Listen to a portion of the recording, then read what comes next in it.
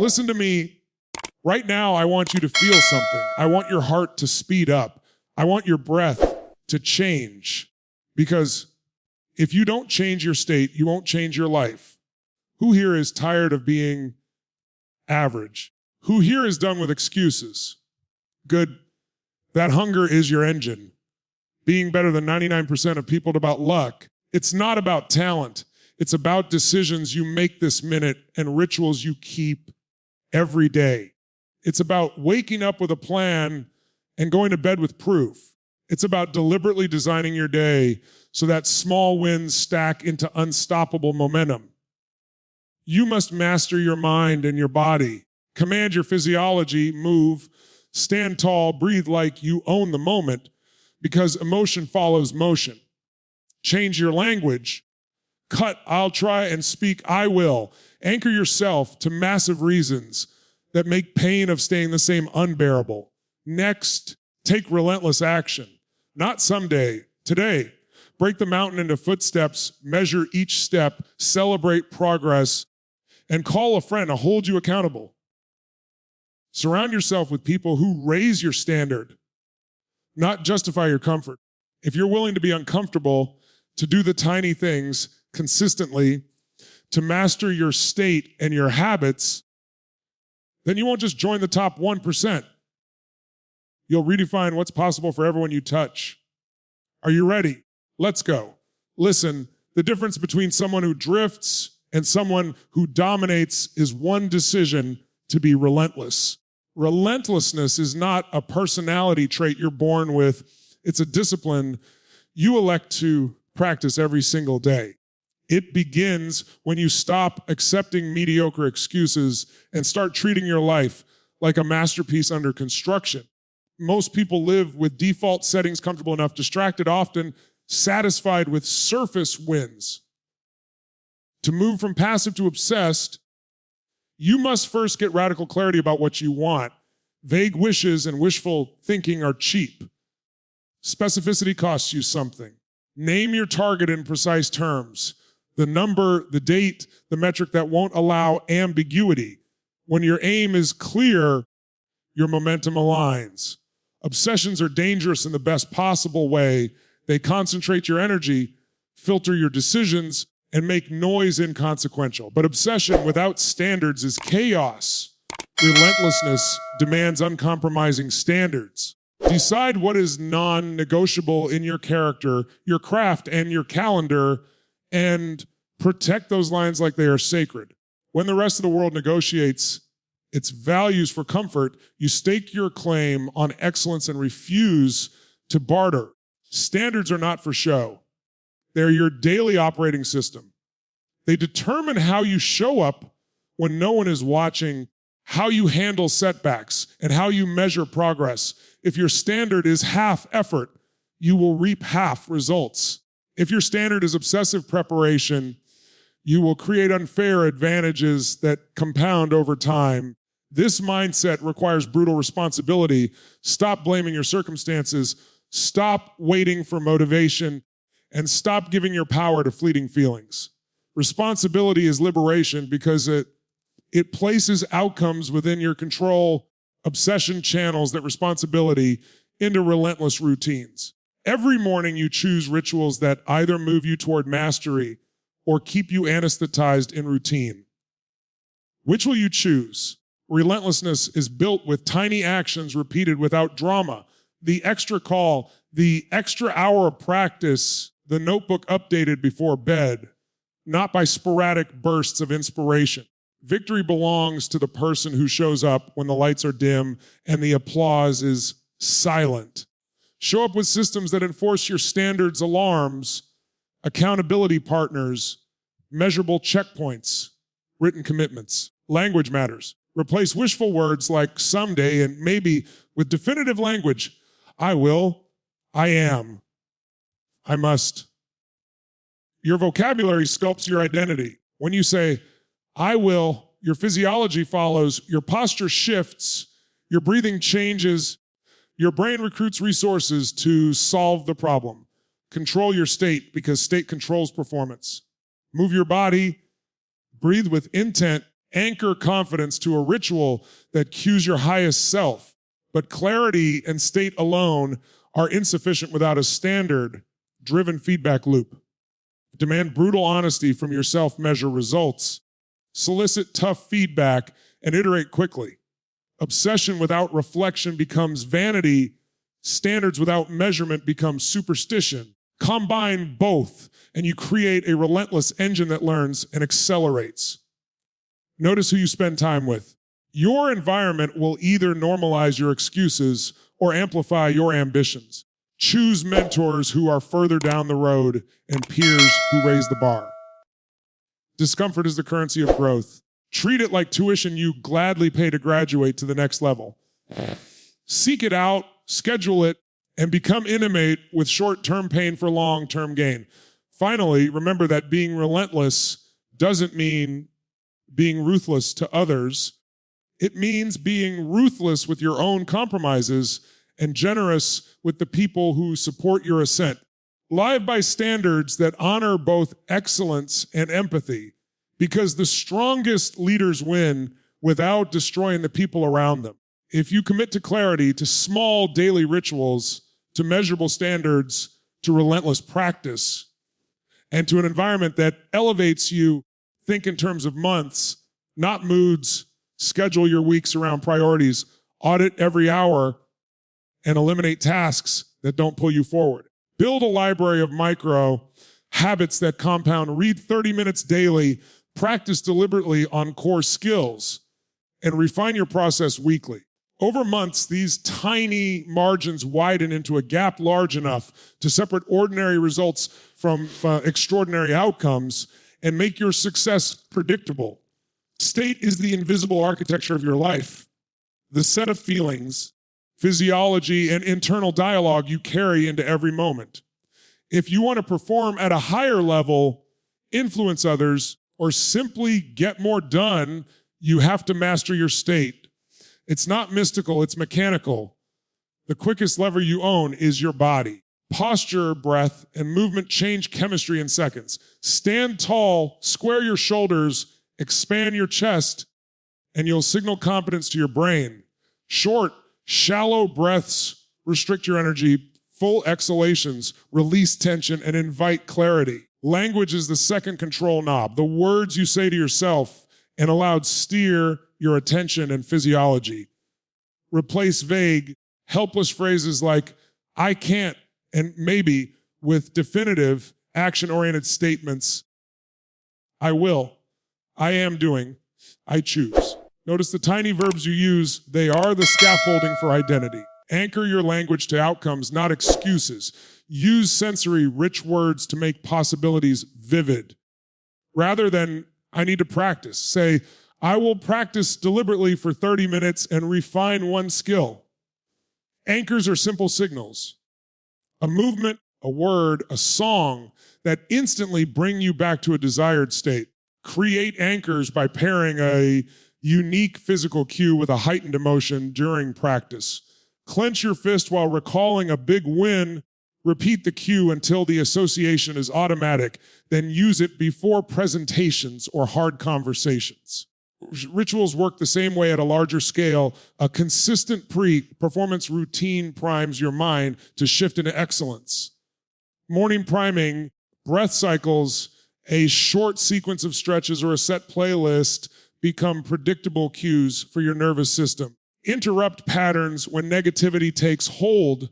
A single disruptive action can break the cycle of fear or procrastination. Change your breathing, splash water on your face, step outside, or do 10 jumping jacks. The brain hates sudden change. That's why a pattern interrupt snaps you out of autopilot and gives you agency. Use this intentionally. When you catch yourself spiraling, perform your interrupt and immediately replace the narrative with a constructive command. Reframing is one of your most powerful tools. Every event is neutral until you decide what it means. A setback can be training data or a verdict. Choose to interpret obstacles as information and opportunities for growth. Ask, what can I learn? And how will this make me better? Language shifts perception. Perception alters state. Altered state produces different actions. Practice reframing until it becomes second nature. Sensory management matters. If you need creativity, reduce visual clutter, dim harsh lights, and play sound that promotes flow. If you need boldness, use bright lighting, energetic music, and standing positions that open the chest. Your environment talks to your nervous system. Curate it like a coach. Limit low quality inputs, news doom, draining people, and aimless scrolling, and replace them with stimuli that fuel the state you want. Deliberate practice of state control requires frequent check-ins metrics. Keep a simple journal noting state before and after key activities. What cues worked and what didn't. Over weeks, we compile a personal playbook, the exact breath patterns, phrases, movements, and rituals that reliably produce focus, courage, or calm. Share these cues with a trusted partner who can call you back to them when you wander. Use a simple breath pattern. Inhale 4, hold 4, exhale 4, hold 4. Box breathing calms the nervous system. Use your voice, vary tempo, use pauses, and project a lower register to signal authority. Visualize the desired outcome with sensory detail before you act. Future pacing programs confidence into the moment. Train your nervous system like muscle. Small, consistent rehearsals of state management are what separate people who perform under pressure from those who crumble. Practice your routines until they feel automatic morning priming that fuels focus, a lunchtime reset that clears distraction, a pre-call anchor that brings presence. Test different cues and keep what works. Notice how quick shifts in posture, breath, or language create dramatic changes in how you feel and what you do next. State is contagious. When you show up regulated and intentional, you lift the people around you. When you are reactive, you pull others down. Take responsibility for what you bring into rooms, calls, and relationships. Mastery of state is mastery of performance, and performance is where results live. Habits are the compound interest of personal growth. Tiny choices repeated day after day accumulate into momentum that looks like success to everyone on the outside, but to you it will feel like the quiet assembly of small wins. The reason small daily actions beat heroic sprints is math and psychology combined. A 1% improvement practiced consistently compounds into massive change, while a single intense effort produces an uptick and then fades. When you stop relying on bursts of motivation and instead design systems, your life stops depending on willpower and starts depending on structure. Start by making the first step laughably small. If you want to read more, promise yourself 1 page a day. If you want strength, do 5 push-ups. When the barrier to begin disappears, your brain stops resisting and your identity begins to shift. Identity is the nucleus of sustainable habit change. You don't merely want to exercise. You become someone who honors movement every day. Say the phrase, I am someone who, and let behavior confirm the claim. Habit stacking accelerates this process. Attach a new tiny habit to a reliable existing one so the cue is already built into your day and the action becomes automatic. Make progress visible. Measurement turns invisible effort into tangible evidence. Track the smallest unit of success and put it where you can see it: a paper calendar, a habit app, or a notebook. Streaks matter because people instinctively protect momentum. Imagine a long chain of days and refuse to break it. Accountability amplifies measurement.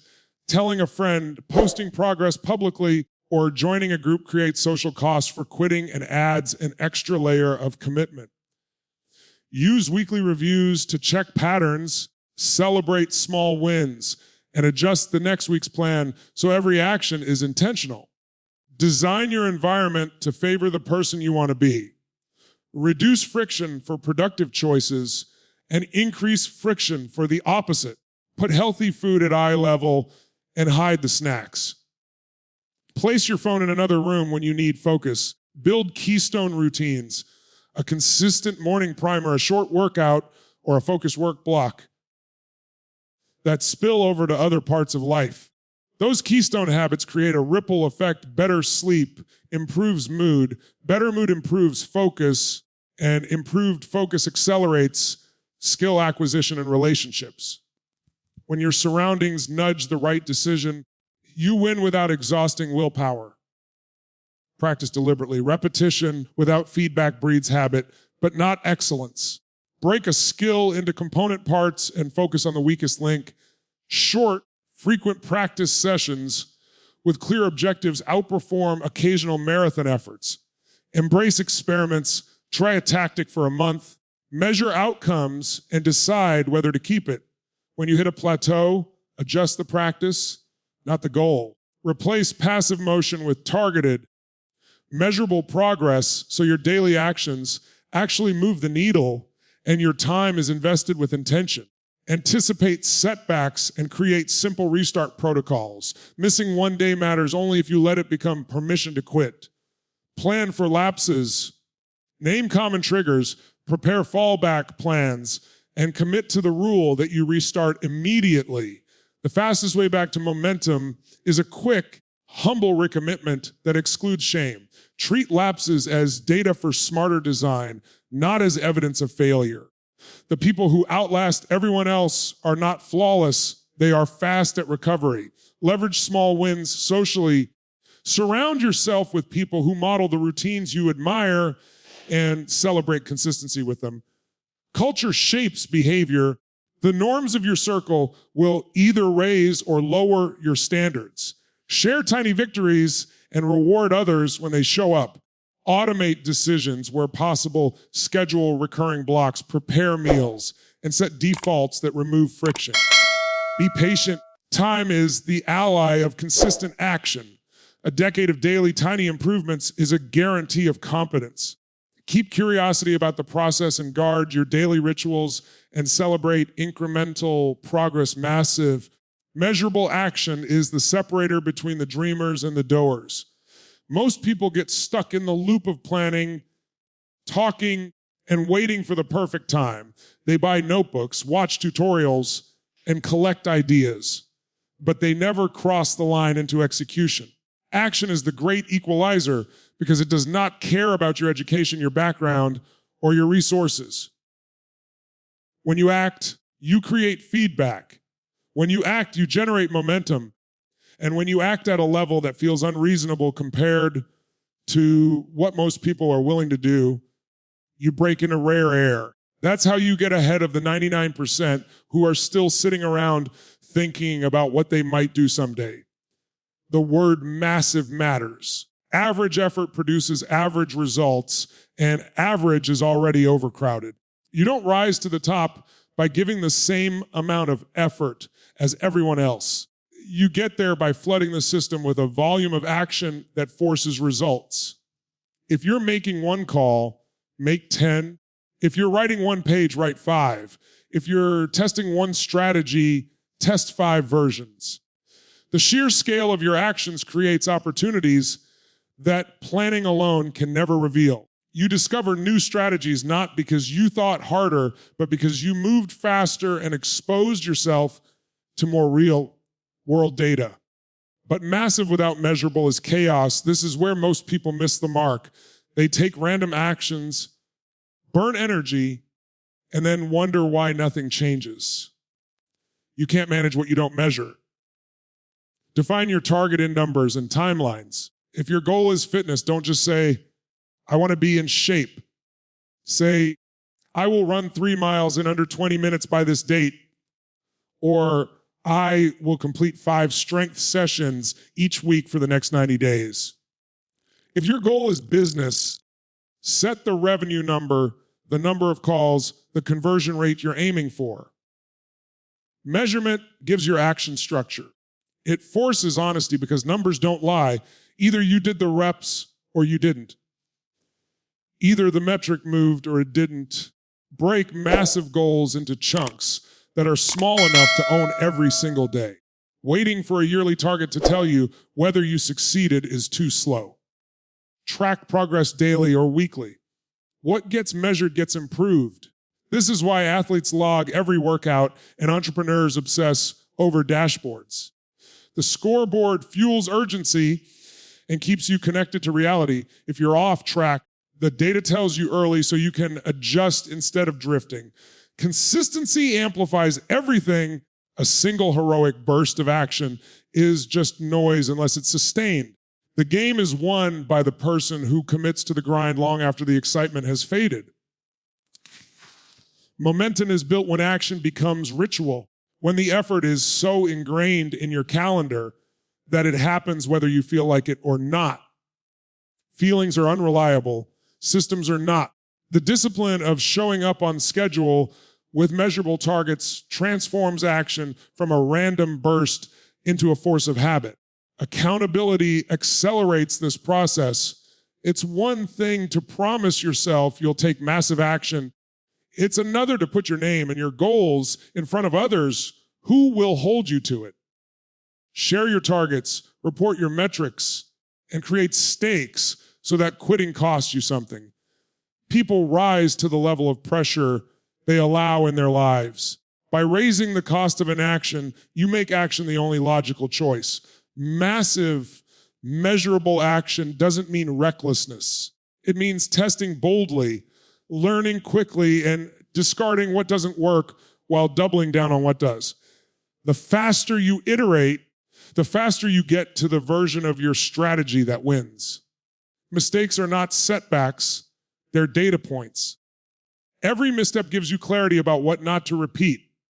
The only true failure is inactivity, because inactivity produces nothing to learn from.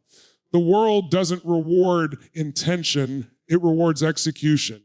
Nobody writes checks for ideas that never leave your head. Nobody applauds the strategy you thought about but never implemented. Results only exist on the far side of measurable action. If you want to change your income, your health, your relationships, or your sense of fulfillment, you don't need another theory. You need a scoreboard. You need relentless consistency, and you need to flood your life with more action than you think is necessary. When you commit to this level of doing, you become unstoppable. Your environment is either shaping you upward or pulling you down. And the truth is, most people underestimate just how powerful that influence really is. You can have the strongest willpower in the world, but if you're constantly surrounded by distractions, by people who don't push themselves, or by spaces that invite laziness, you'll eventually sink to that level. The opposite is just as true. When you deliberately create an environment that demands growth, when you put yourself around people who refuse to tolerate mediocrity, when you choose places that fuel energy instead of drain it, you can't help but rise. It becomes automatic. Your environment becomes your silent partner in success. Look at the people you spend the most time with. Human beings are wired for imitation.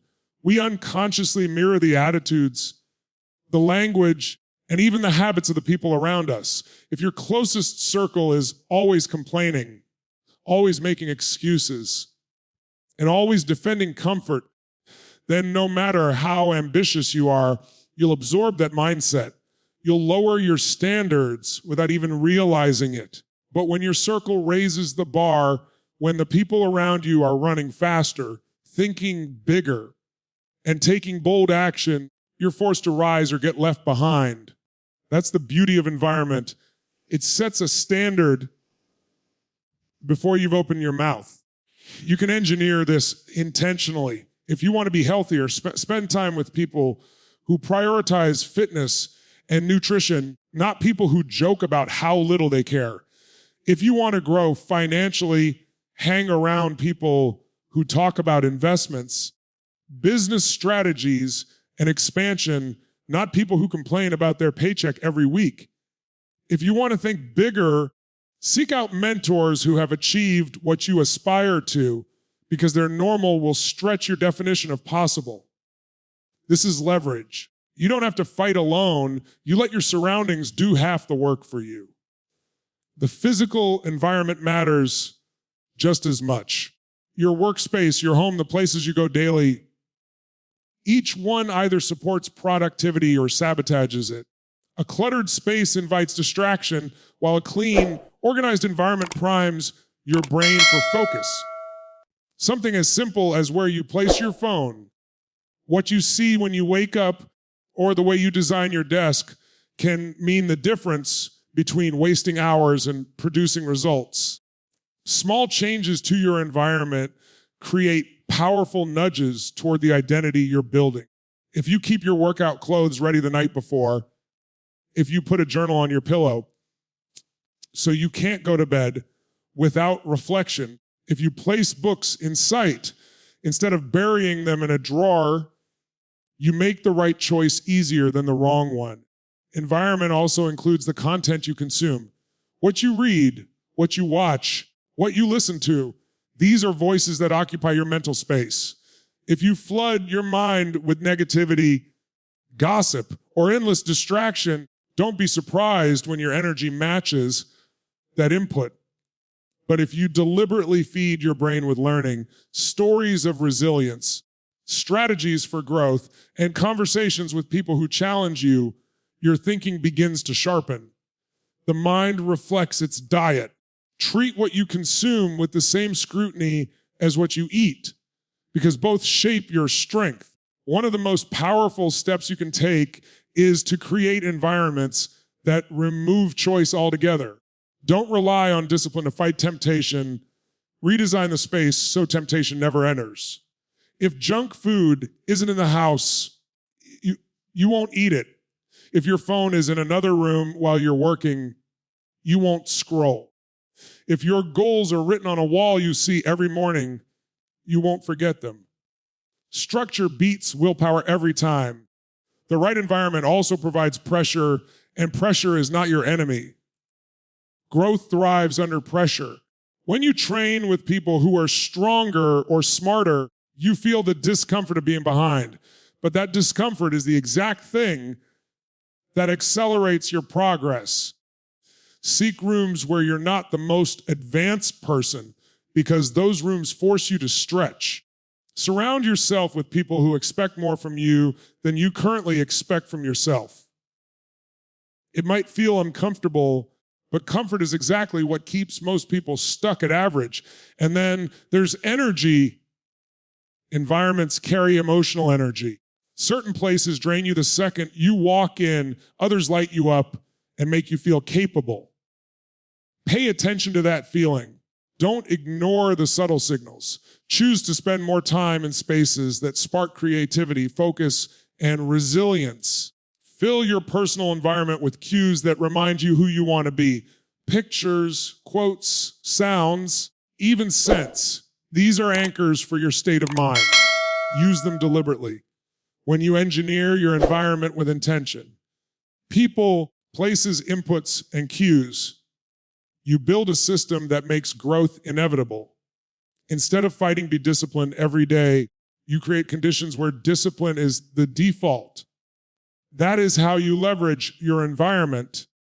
By letting it carry you forward when your willpower is weak, by letting it remind you of your vision when you forget, and by letting it push you past the limits that most people settle for.